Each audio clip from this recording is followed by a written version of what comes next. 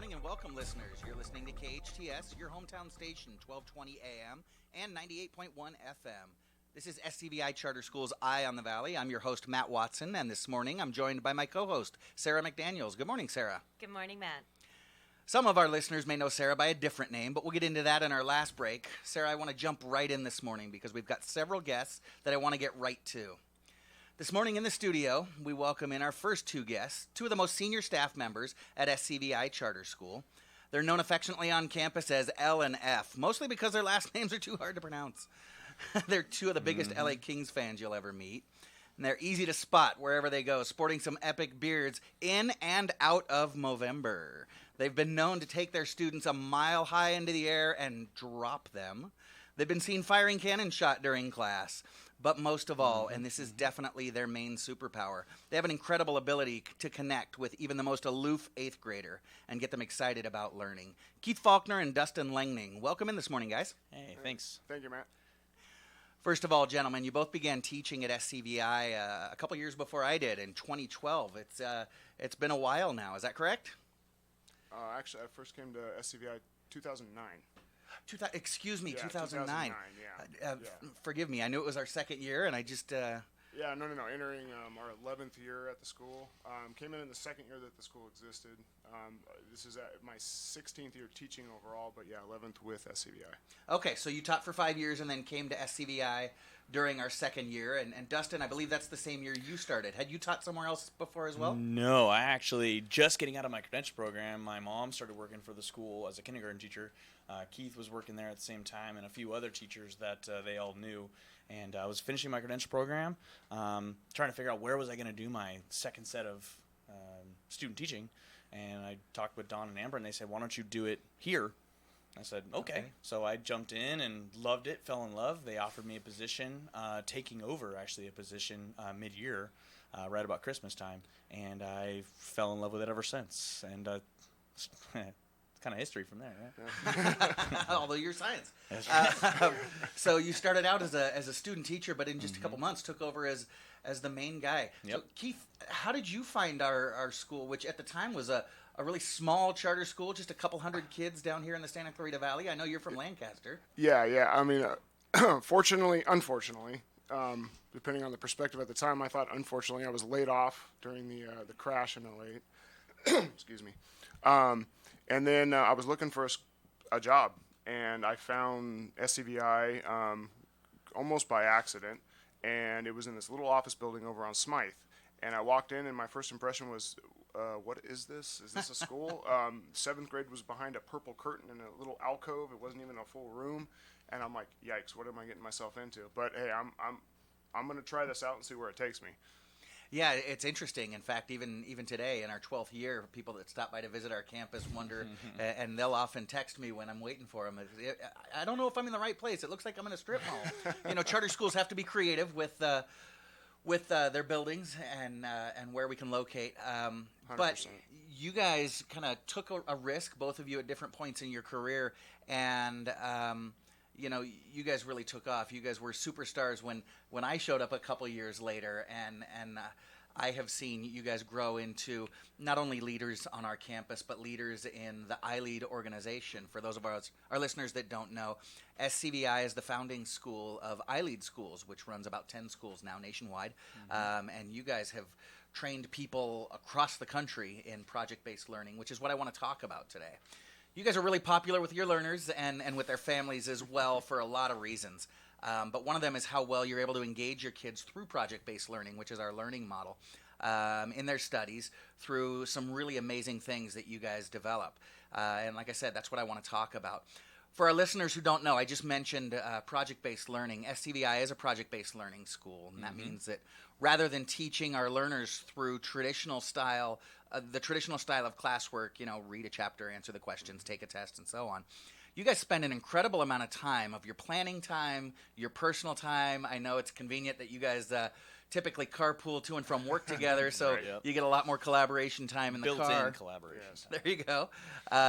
And you design these elaborate projects where you actually take the same curriculum that students are responsible for in any other classroom in California, but then you embed them in these really interesting and engaging experiences for your kids. So first of all, how does project-based learning change the student experience in the classroom? How is it that how is what you guys do through project-based learning a different experience for our learners, for our kids, than maybe that traditional setting?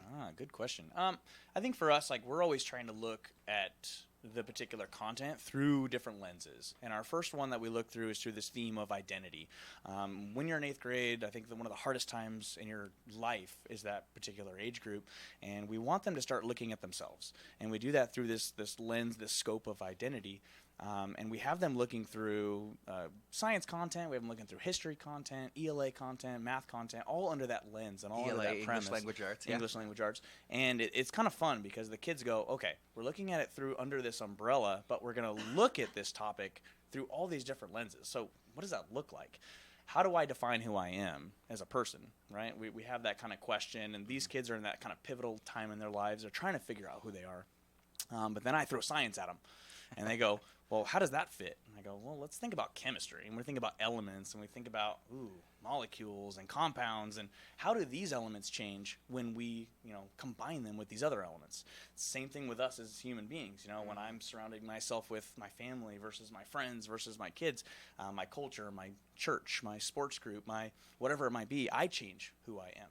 Same thing with the kids and the friends group that they're parts of. And it's kind of fun because they get to look at it through this different premise and realize that, even though we're individuals and we're people, we're just like the chemical elements, that surround us and make us who we are. That's fascinating. So you take some of that core content that our kids really do need to learn, not only because the state tells us, but they need to be prepared for chemistry and as they start exploring their different career paths that they're taking. Right. I remember studying the periodic table was really dry. I had to memorize different covalent bonds and atomic numbers and things like that. It was tough for me to remember. Yep. But you take it and attach it to something that's highly relatable. Which 8th grader, which 13-year-old doesn't want to talk about themselves? Right. I've taught 8th grade before, and I've been around a lot of middle school teachers, and a lot of them will tell you, you can't teach 8th graders because they're too preoccupied with who they are, who they want to be, who they're becoming, trying to figure out all these different things in their lives. So you just can't reach them with things like the periodic table. You guys just kind of get that out of the way. So by opening the door and saying, let's dive into it. Yeah, and then right away we then go, well, let's look at history and the Declaration. He's one of the big topics that Mr. F here touches on is Declaration of Independence. That's kind of where we start in that 8th grade timeline. And, well, we declared our independence from Britain. Well, why? Well, we had these issues and these grievances, and we break down the Declaration of Independence and why are all these parts important and what are these pieces of the parts? And then we have the kids go, well, how do we relate this to them?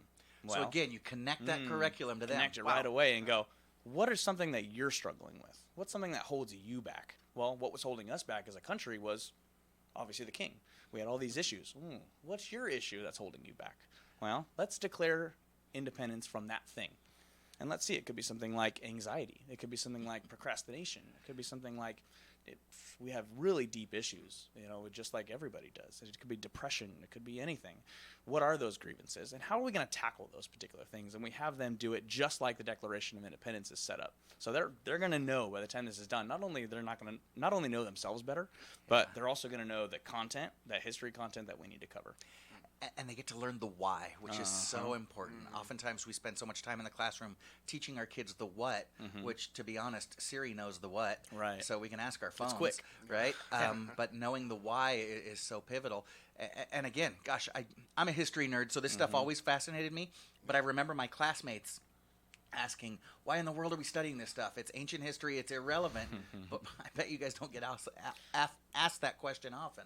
And no, we don't. No. And even if we do, we always try to reestablish that too with ourselves. If a kid's asking us why are we doing this and we don't have a good answer for them, maybe we shouldn't be doing it. Yeah, that's a great gut check. That is a great always gut check. Always a great gut check. You have to kind of check your ego at the door, with kids quickly because they see right through, any kind of just anything that's artificial or anything that's fake. Sure. So if the why isn't obvious to your kids, you need to step back and either articulate it to them or start looking at, okay, why are we doing this? Maybe it's time to scrap it. Because every time we do a project, these are kind of our capstone project. These are things we do year after year. But every single time we have kids do reflections and we say, what went well, what didn't go well. If you were to do this project again, what is something you would change? What's something that it maybe didn't go well on our side, maybe the planning side, the organization side, maybe a particular assignment you didn't like?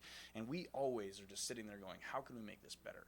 What are some ways we can change this up? Because even then, we kind of still struggle with that issue too. How do we make this better?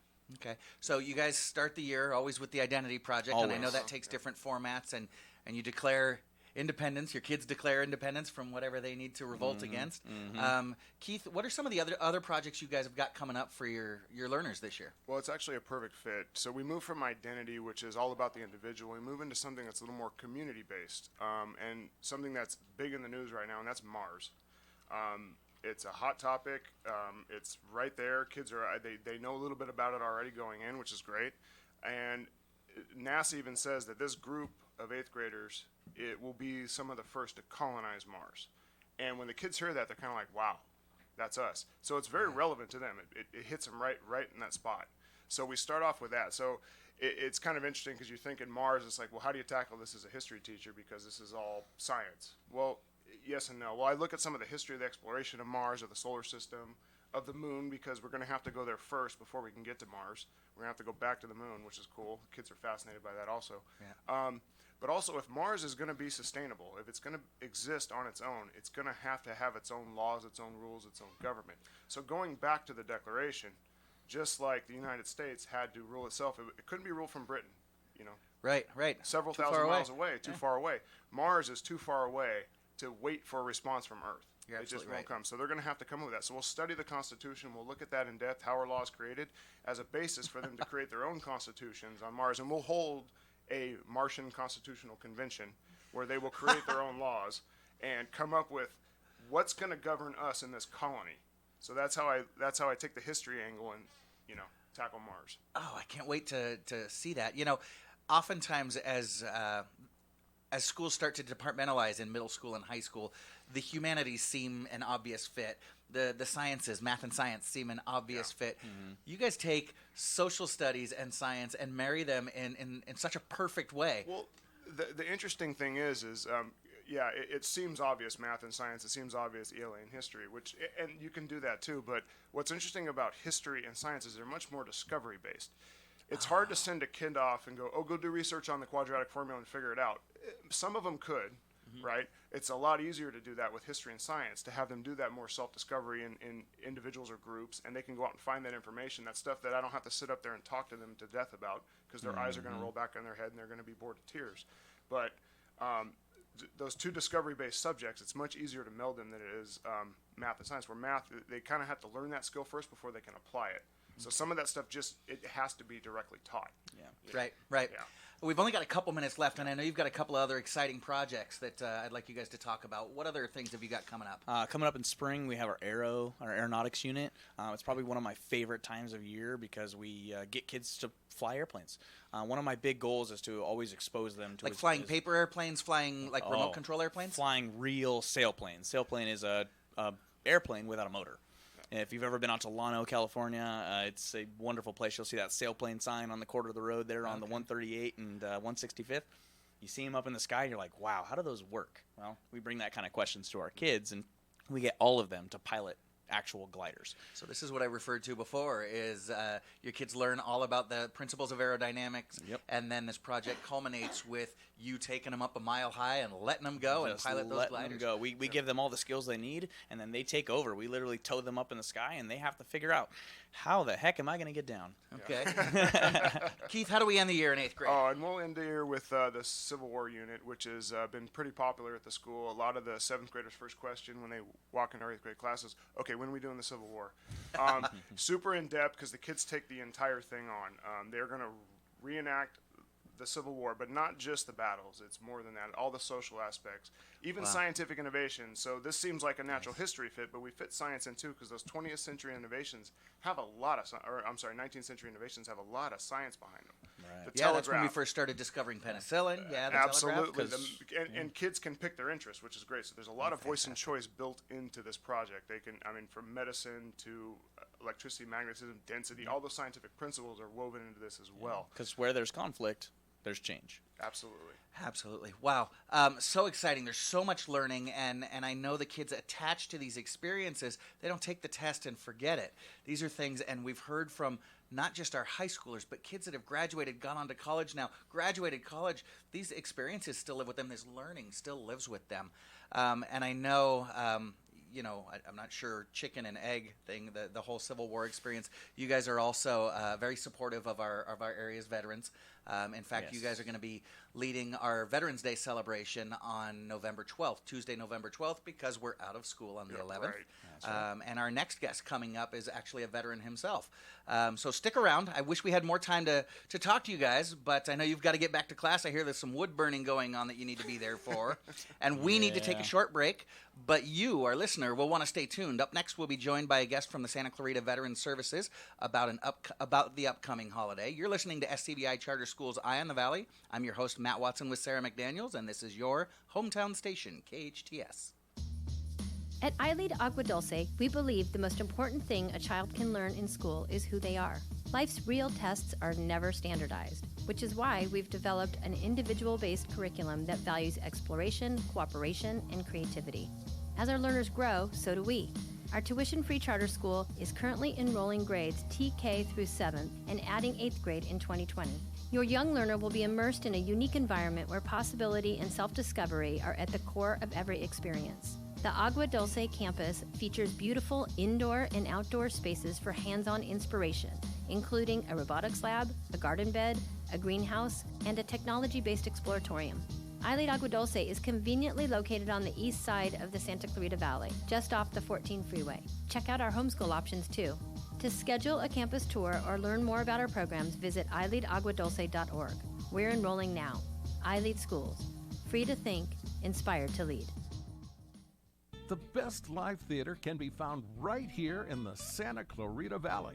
The Canyon Theater Guild has been entertaining audiences for decades with top quality musicals and plays. Located on Main Street in Old Town Newhall, CTG also offers workshops for the young actor in your family.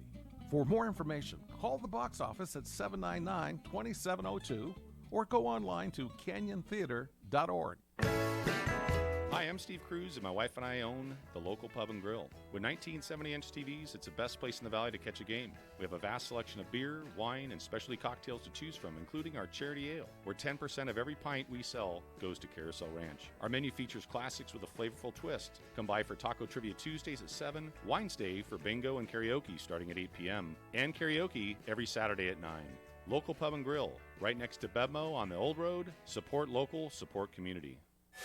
Your hometown station, KHTS.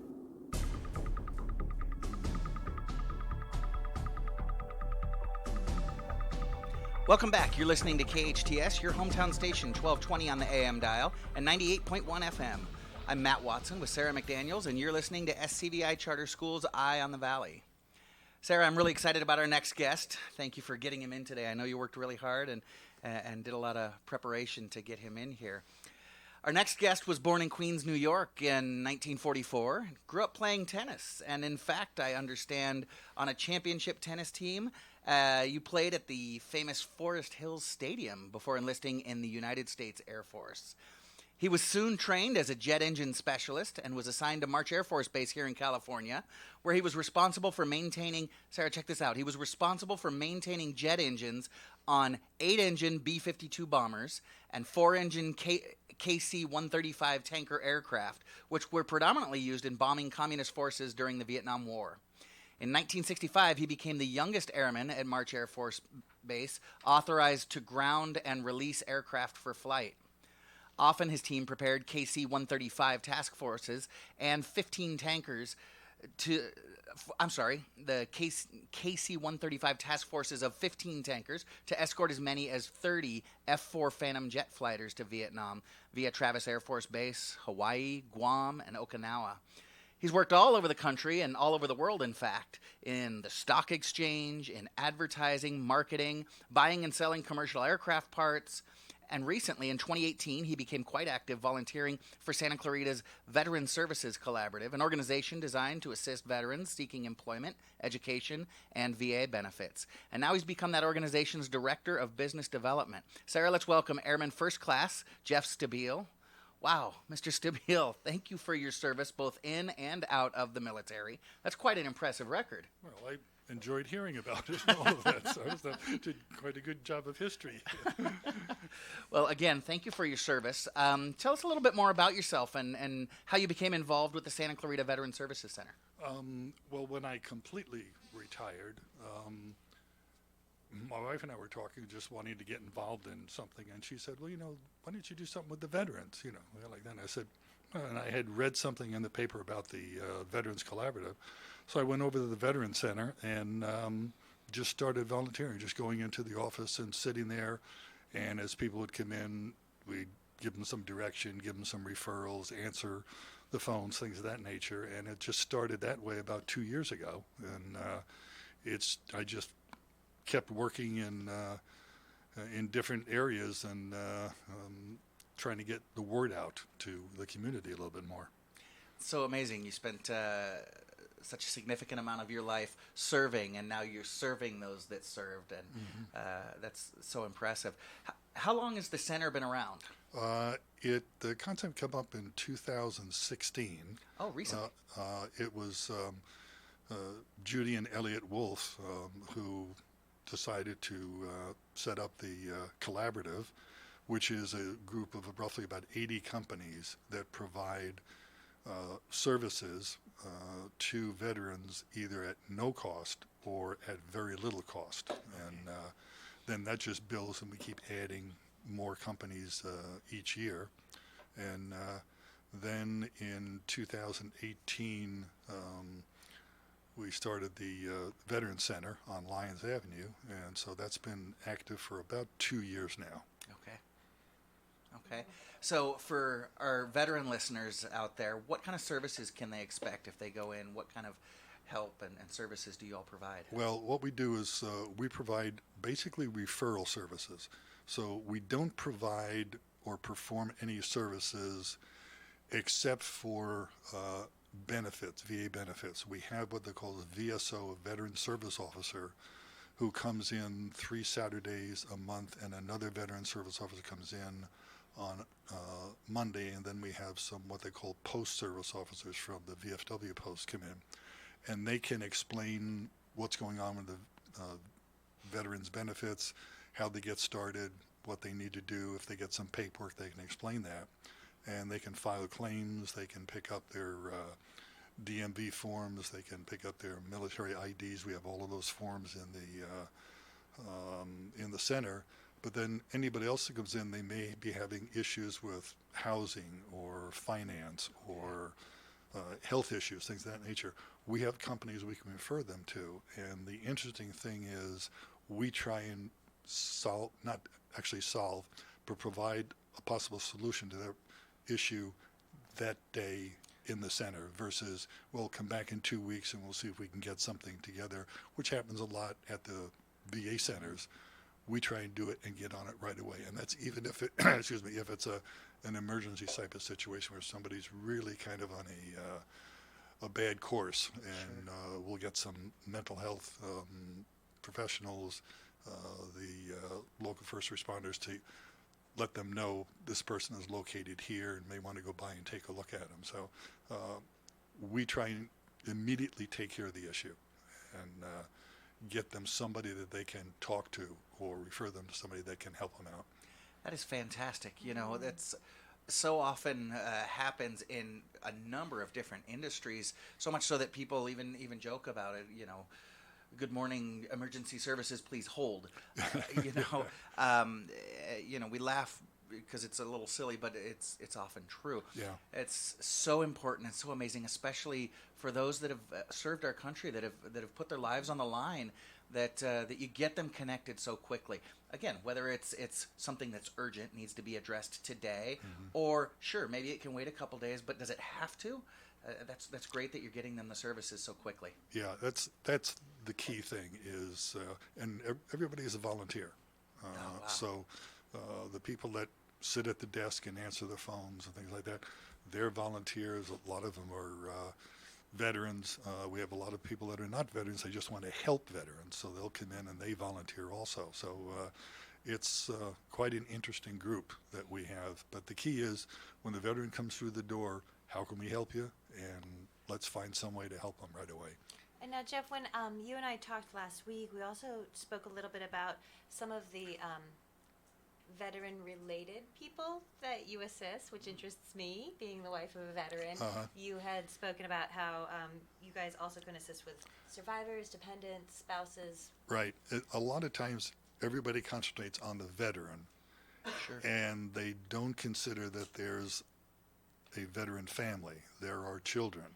It could be that the spouse is deployed, or maybe just came back and has some issues, and how do they deal with that? And that's one of the things we're trying to do now, is reach that 20 to 50 age group, because if you look at most of the veterans, you look at the pictures, they're 65 or older.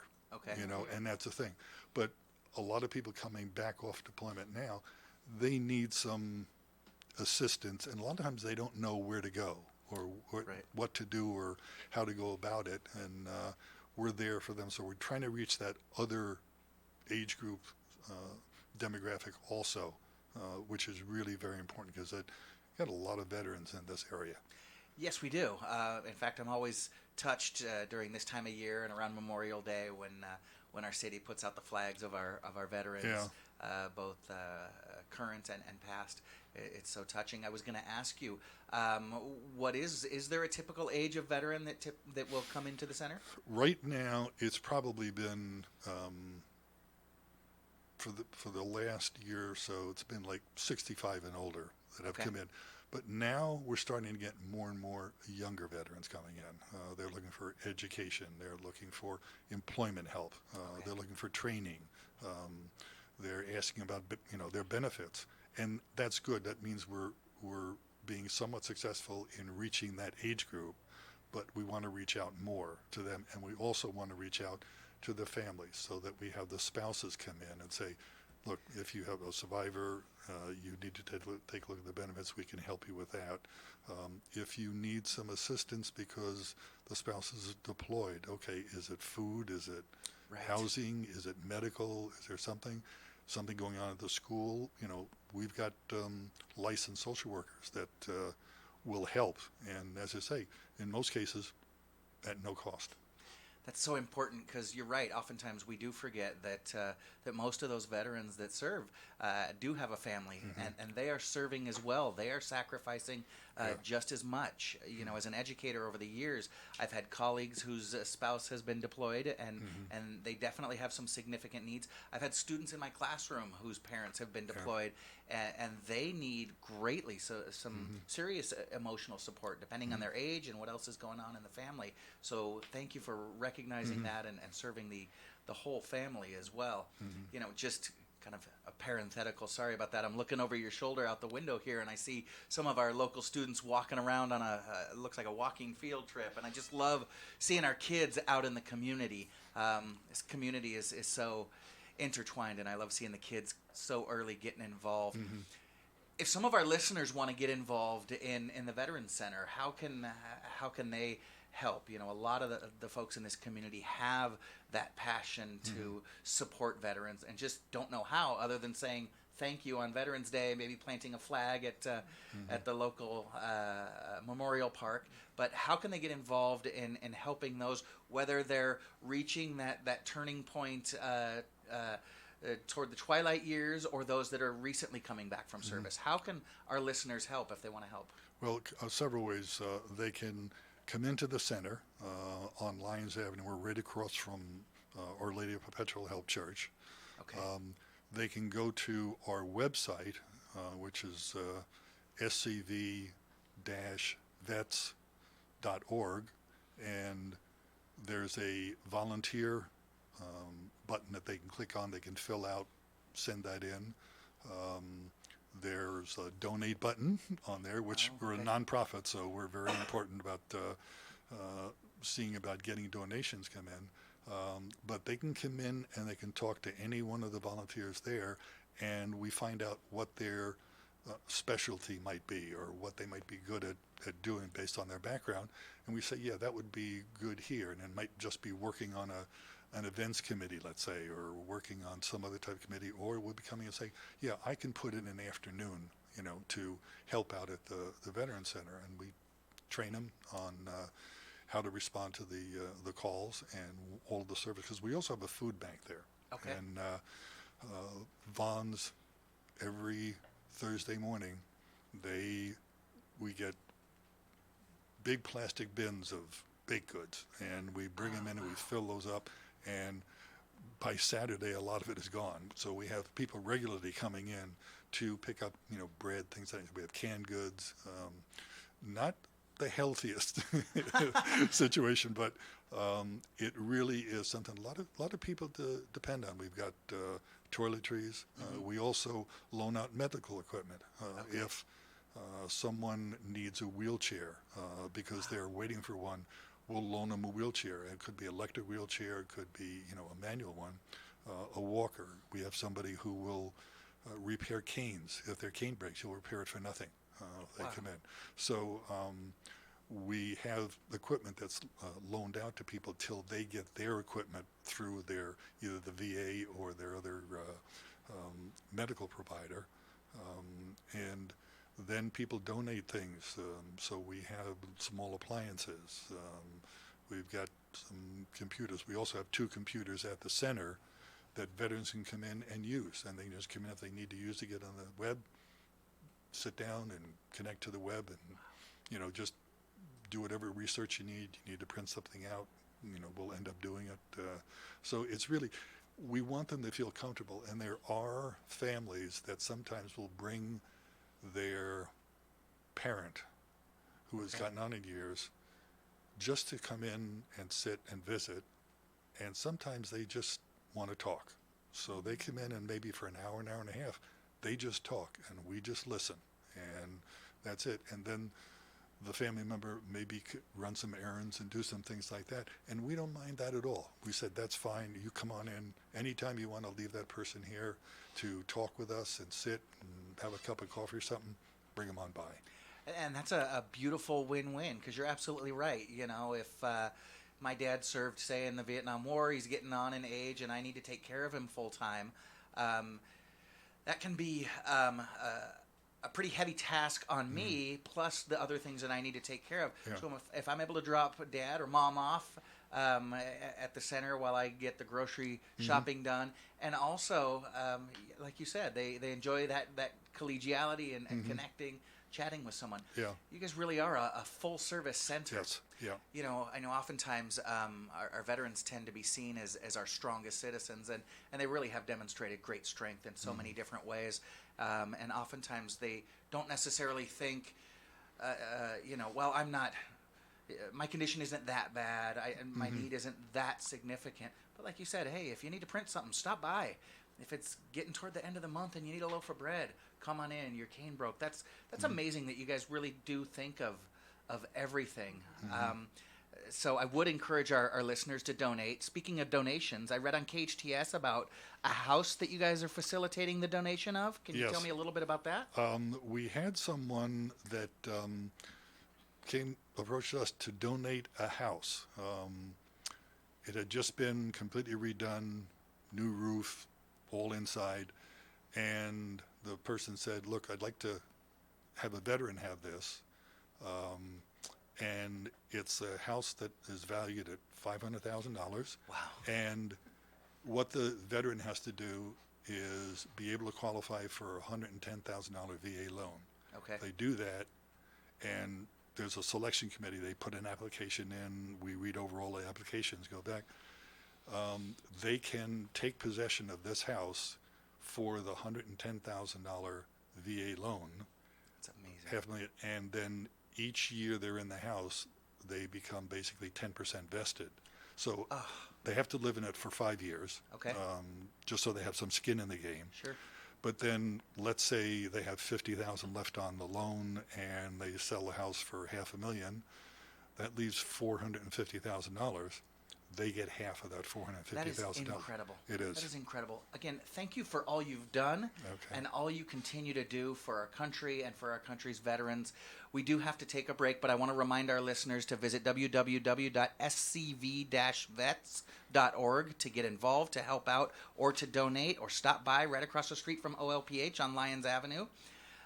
We do have to take a short commercial break, but stay tuned as Sara and I wrap up and talk about a lot of other exciting things going on in our community that you all can get involved in. You're listening to SCVi Charter Schools Eye on the Valley. I'm your host, Matt Watson, on your hometown station, KHTS. Stone Oven, the healthy alternative. You've never tasted a sandwich like this before. Gourmet bread cooked before your eyes. Stone Oven at the food court at Valencia Town Center. Save at the best Santa Clarita restaurants. Restaurant Row, where everything is half price. Click on hometownstation.com and discover incredible savings. Online or at our radio station, everyone saves with Restaurant Row. Check it out at hometownstation.com. Restaurant Row, where everything is half price. The Art Gallery of Santa Clarita Artists Association, located in downtown Newhall on 6th Street between Railroad and Main, features local members' original artwork with changing exhibits every 2 months. Purchase affordable art for your home or as gifts. Open Friday through Sunday or by appointment. Artists wishing to join the SCAA can visit santaclaritaartist.org, come to our free monthly meetings at Barnes & Noble, or stop by the gallery. For upcoming shows, check us out at santaclaritaartist.org. We make visual art visible.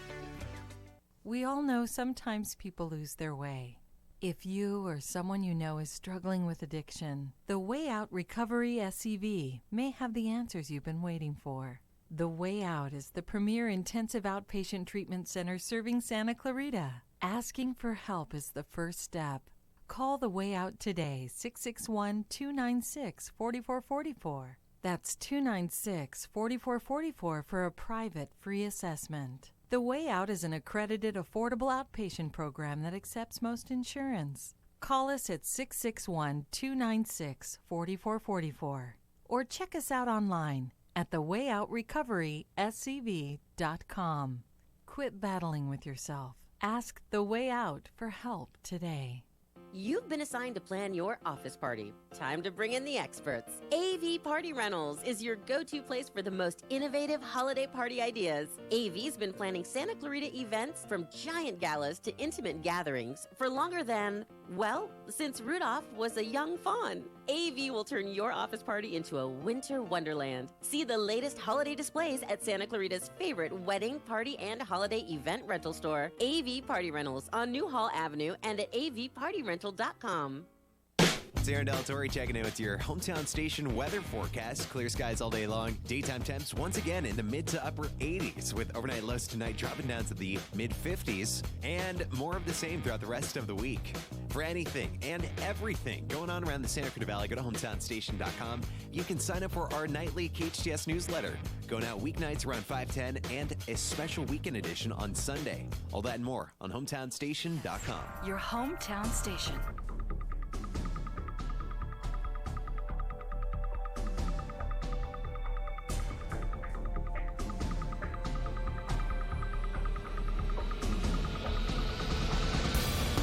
Welcome back. You're listening to KHTS, your hometown station, 1220 on the AM dial and FM at 98.1. This is Matt Watson with my co-host, Sara McDaniels.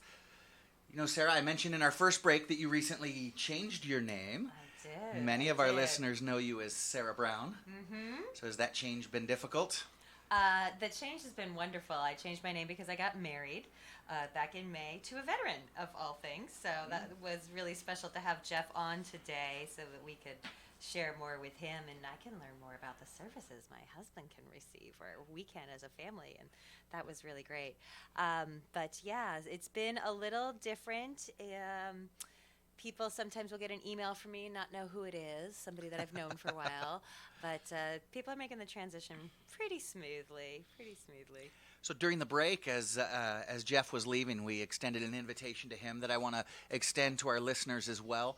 and to your husband. Thank you. This Monday coming up is the Veterans Day holiday, which I know our community gets very involved in. As I mentioned, I love seeing the banners of our veterans out there on the streets.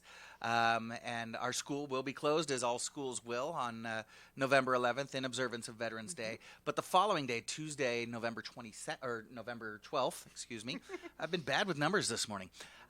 Tuesday, November 12th, we'll be celebrating Veterans Day with a flag ceremony on campus at SCVi Charter School, just up the 5 a little bit on in the Castaic Industrial Park, right off of the 126 and Hasley Canyon. It's Santa Clarita. It's across the street from Valencia. Definitely. We're right there. Definitely Sometimes right there. people hear Castaic and they think we're a little far. And yeah, we will also be hosting a welcome breakfast for our veterans.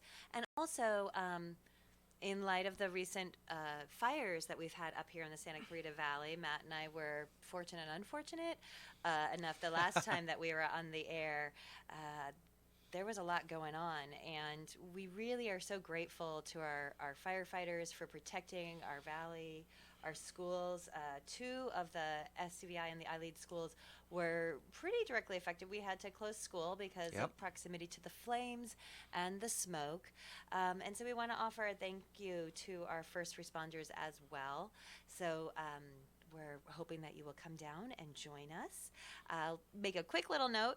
If you're going to join us, the flag ceremony starts at 9 a.m. We are a school environment, and so that means, of course, there's a check-in process if you're going to be on our campus. So please make sure you bring your ID. Get there about 15 minutes early, just so that you can check in at the front desk and you don't miss the beginning of the flag ceremony. Yeah, so if they're showing up at 8:45, a lot of our kids are still showing up at that time as well. So do know it'll take a little extra time to find parking and get in. Like you said, we are a school, and we will ask. The community is more than welcome. We would love community members to join us. They will need to check in at the front desk. And then veterans, we want to issue, veterans and first responders, we want to issue a very special invitation to you all. And this will, we will ask you to actually check in twice. You'll check in at the front desk, but if you're a veteran, we are going to ask you to check in with me and one of the learners at a table out in the courtyard, just under the flags. Because we want to make sure that we recognize our veterans appropriately. We want to make sure that we get your name and your rank and your branch of service correct. Like you said, Sarah, we want to invite out first responders, police officers, firefighters, any first responder, anybody that is out there putting their life out in front of ours to take care of us, to keep us safe. And then community members, if you're coming, there's also something that you can do. So many of our local families have been affected by the fires. We want to take care of families of our learners at our school and families of folks that don't go to our school. So if you've got any donations that you can bring in, please bring them to the flag ceremony on Tuesday, the 12th. Sarah, what type of thing should our families bring when they come in? Well, currently we are connecting with 2 different families that are in need, both that have children. One that had a 6-year-old and an 8-year-old daughter, and they lost everything. They're not an SCVi or iLead family, but when our learners heard about that and thought about what their lives would be like, they wanted to do something. So I'm going to make a recommendation for new clothing. I know that sometimes, people want to give gently used clothing, but I'd like to put the recommendation out there for something new, simply because when you've lost everything, it can be a little bit nicer to get something that you appreciate a little bit more. You feel that somebody went out of their way to hand you.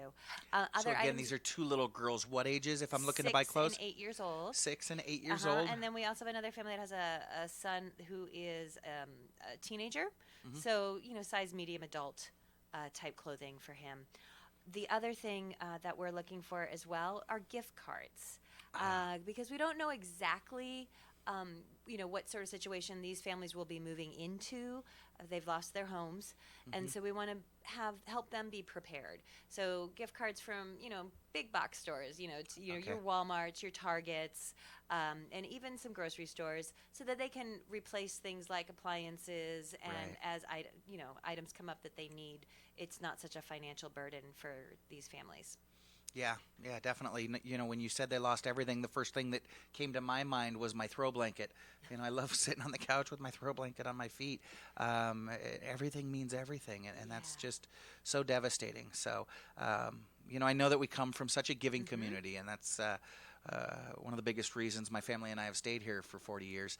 And so I know we can count on our listeners. The ceremony won't take long. If you're out at SCVi at about 8:45 and you come in and get settled in, we'll try to start right at 9 o'clock. Ceremony shouldn't take more than 20, 30 minutes. You'll have an opportunity to honor some of our vets. I believe Jeff will be out there. You'll be able to shake his hand and thank him for his service, as well as several other distinguished vets that have confirmed their attendance, some first responders, and then you'll be able to drop off some donations and continue on your day. It won't take a significant portion of the day to do something really significant for others, whether it's saying thank you or, like you said, in the case of those that lost their homes, saying, hey, I got you. Yeah, we really appreciate that. And there will be a light breakfast served for our first responders and our veterans as well. Right following the flag ceremony. And I just love that this speaks to how much our learners really want to be a part of the world that they live in right now. Yes.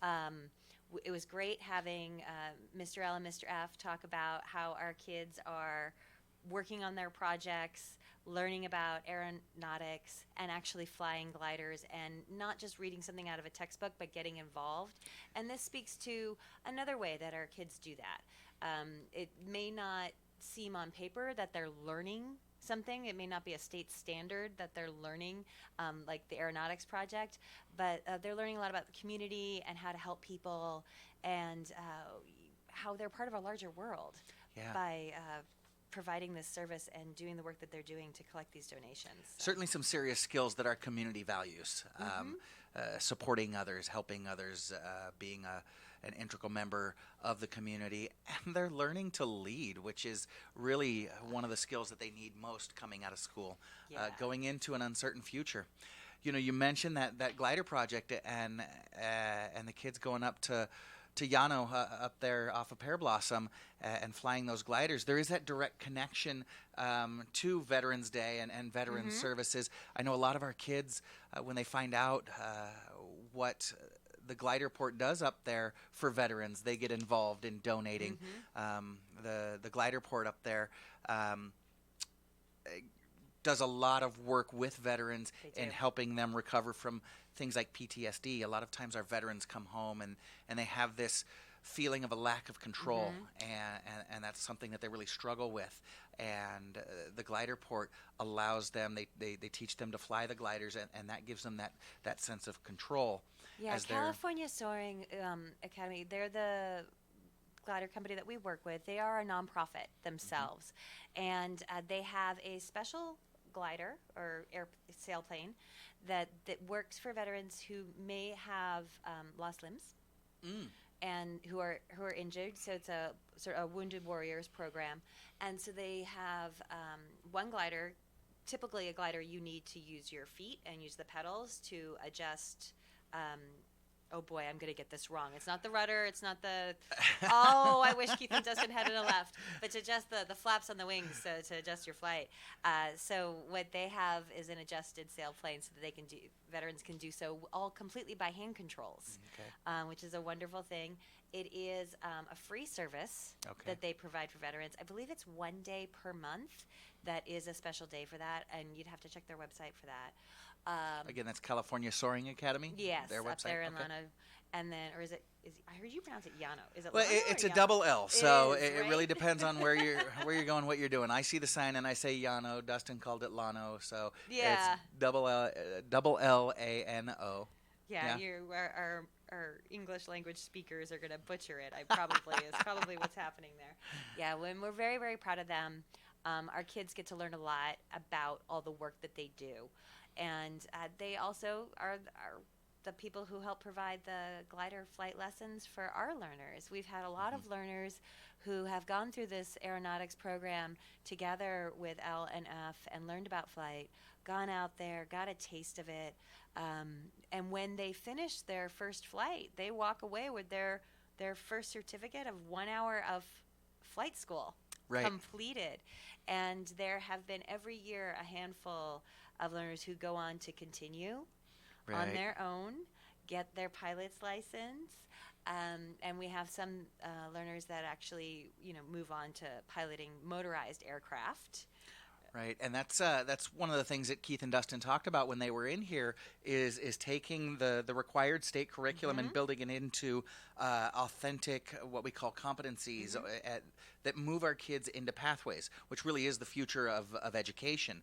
And they get them excited about flight, and if they learn about the concepts of flight, get excited, get to fly, and then move into another area, great. They've learned so much, and it's learning that they retain for the rest of their lives.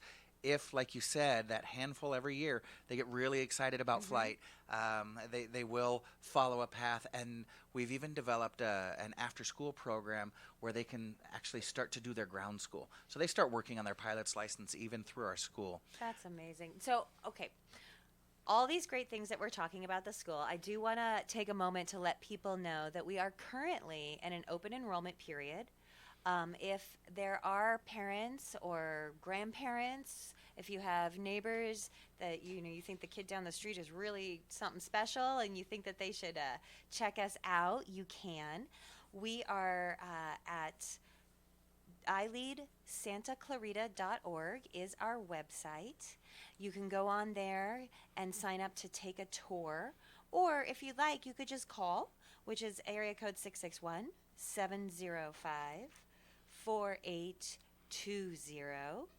And you can ask about taking a tour or coming on in. If you're ready to sign up now because your kid really wants to fly, there's a button there that says enrollment application.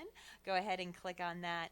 And something else that we're adding, because we are such a school that our learners, our students come from many, many areas. 25 different districts. It's amazing to me how far people are willing to commute to attend SCVi charter school.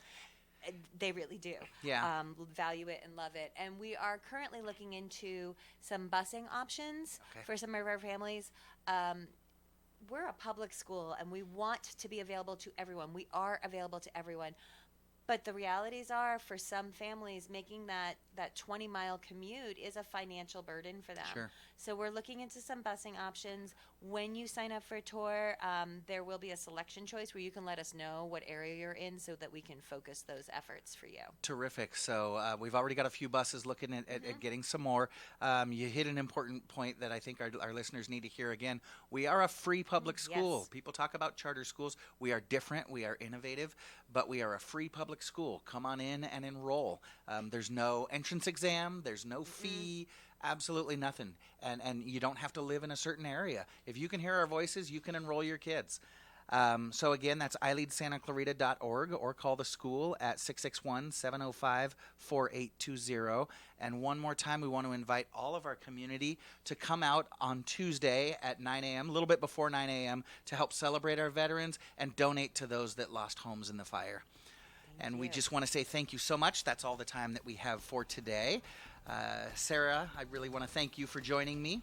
Everyone, please stay safe and enjoy the holiday out there. Veterans, thank you so much. You're listening to SCVi Charter Schools Eye on the Valley. I'm your host, Matt Watson. Thank you again, Sara. You're listening to your hometown station, KHTS.